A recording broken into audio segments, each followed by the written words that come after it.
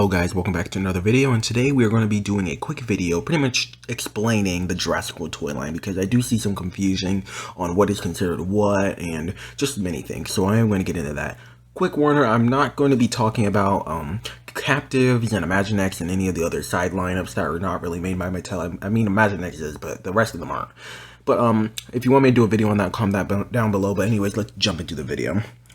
So first we have the main Jurassic World line, which is, well, most of the figures are in the same size range, and they have many different figures, and we'll get into that in a second. But yeah, you find these in many stores like Target, Walmart, and Kroger's, and many other stores.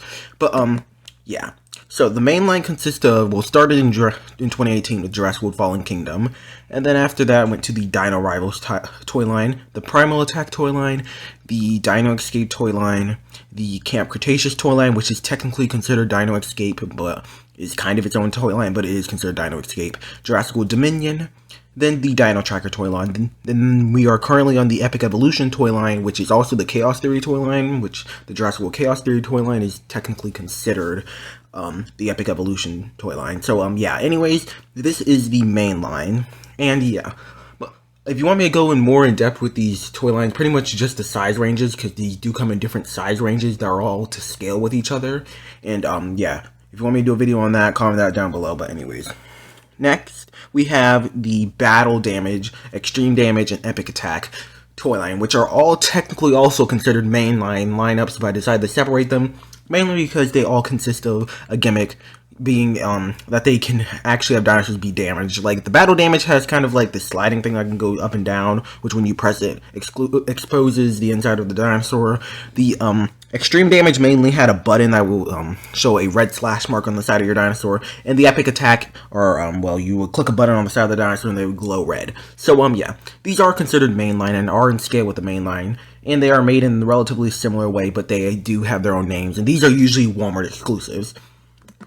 Next, we have the 93 Classic toy line, which is also mainline, but was more of a limited edition, which, well, okay, I don't know why I have so much of an issue saying limited edition, but a limited edition toy line, pretty much for the Jurassic Park's 30th anniversary. And yeah, this toy line just recently ended, and it mainly consisted of figures based off the old Kenner figures, and as you can see, the colorations and things look like that.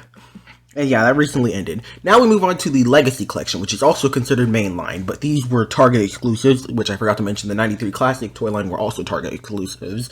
But yeah, the Jurassic World Legacy Collection is also Target exclusive, and they are mainline. The main thing that is different with these ones is that they are actually based off things from previous films. Sometimes I see people being confused about how these were, thinking that these were only for the first 3 Jurassic Park films, but they were pretty much toy lines and sets based on dinosaurs and, well, characters from any previous film than the film you're on. For example, when Dominion came out, it would have pretty much toys based off Jurassic Park, The Lost World, Jurassic Park 3, Jurassic World Fallen Kingdom, and then once we move on to the next film, which is, well, Jurassic World Rebirthed or something like that, I can't remember, but anyways, yeah, that if the Legacy Collection was continuing on, it would also include Dominion sets, but since the Legacy Collection has recently ended, that will not be the case. Another purpose of the Legacy Collection is mainly just reused for sauropods, since it has been kind of dying off more recently, only really having a few sets thrown in there, kind of more like necessity, and then also they've really been only using it for sauropods. So, yeah. Now, Jurassic World Reimagined is very interesting, and this is a very new lineup with, actually, as of now, only has 1 figure. But the Jurassic World Reimagined lineup is pretty much just fusing the 93 Classic and Legacy Collection lineup together to make one lineup. So pretty much it's kind of going to be sets based off previous films, but they're going to be in the style of Kenner figures like the 93 Classic lineup. And so far, the only figure we have revealed is the Demon Carnotaurus, and yeah, it actually is a fully rubber figure, and also has sound effects and stuff. So yeah, which on one hand it is based off the old Kenner figure, but you could also see it being considered the male Carnotaurus from the more recent Jurassic World films, which you kind of appeared in Fallen Kingdom and Dominion more recently. So yeah. Anyways, now we move on to the Amber Collection. The Amber Collection is not considered mainline, since the Amber Collection is, well, a high-quality collector's line.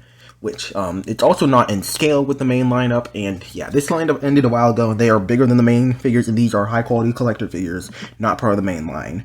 And there are minifigures, mainly consisting of raptors and a few other smaller creatures like Pteranodon and Dimorphodon, and I believe also juvenile T-Rex. It also had mini human figures, but that was pretty much it. Now, and I was not too big of a fan of that one, but anyways, we move on to the Hammond collection. The Hammond collection is like the Amber collection, where it's a high-quality collector's line, and it is not considered mainline, but it is in scale with the mainline figures and is compatible with them. So, yeah. The Hammond collection has way more species, since the figures are smaller, and actually in scale with the mainline, they can make, well, much larger species of dinosaurs, with the largest being Brachiosaurus. And, yeah. This lineup is pretty nice, and I do like this one. I have a few figures on that one. Now we move on to the super colossal figures, which these are not high quality collector line. This is not high quality collector line at all. It's literally just, we'll get into that in a second, but I do want to real quick mention, I forgot to mention, Legacy Collection is not a high quality collector's line, which I have seen people mention, complaining about the figures not being that good, especially since they're supposed to be a high quality collector's line, but they are not a high quality collector's line. They are just pretty much just mainline figures, but themed around the old films. But anyways, back to the super colossal figures. Super colossal figures are these large dinosaurs out of scale, which are usually similar in size to the sauropods, and sometimes even bigger. And, yeah, they're not in scale, they're hollow and can swallow other dinosaur figures, and, yeah. Super colossal, kind of crazy. Now we move on to the 6-inch basics, 9-inch basics, 12-inch basics, and the Sound Surge figures, which are all basic dinosaurs with usually only articulation to the legs and tail, and a very few of them having jaw articulation. Actually, pretty much, I'm pretty sure only Pteranodon has jaw articulation. And, yeah, pretty much they don't do anything. The only ones that do things are Sound Surges, which do have a button which have them have electronic sounds, and they actually also do have jaw articulation. So that is interesting, but yeah. Next, we'll move on to the minifigures. Minifigures are also not considered mainline, but most of the sculpts are just shrunken down models of mainline figures. So, yeah, they are not mainline, but they are sculpted off the mainline figures, and they are small, and it used to come in blind bags, but more recently have been coming in boxes. Next, we move on to these, which are kind of hard to explain. First, we have the Snap Squads, which are not mainline figures, small little dinosaurs, which you can put on your finger, and pretty much that's it. But people really like these figures, including me, until they replaced them. And this was the beginning of the downfall. So anyways, first we have the Wild Pop-Ups, which are little dinosaurs that look like bootleg Snap Squads, which you can push down and they jump up, and yeah, everyone hates these. But anyways, we went into the Fierce Changers, which, these smaller ones, which are kind of, replacements for the pop-ups and Snap Squads, fold up into eggs, and then they can unfold. I hate these things. And there also are other Fierce Changer figures, which are not in the same size as the Snap Squads, which are, there's like this one that is a T-Rex that turns into a car, and then there's also, like, these other slightly bigger ones, but are also kind of small figures that can change between species. I hate these things. Anyways, we move on to these, which are the Bite Club figures, which are just little collectibles. Not a big fan of them, but at the same time, I don't hate them.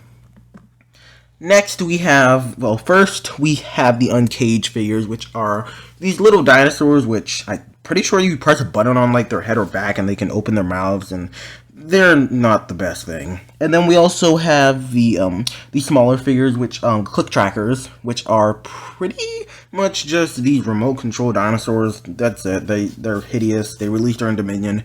I don't want to talk about those anymore. And then we have the Ultimate Supreme Pyroraptor, which is also considered an Uncaged figure, and it's kind of just one of these large dinosaurs you can pet and stuff. It's also kind of weird, and yeah, not much more to say about that figure. It's just here.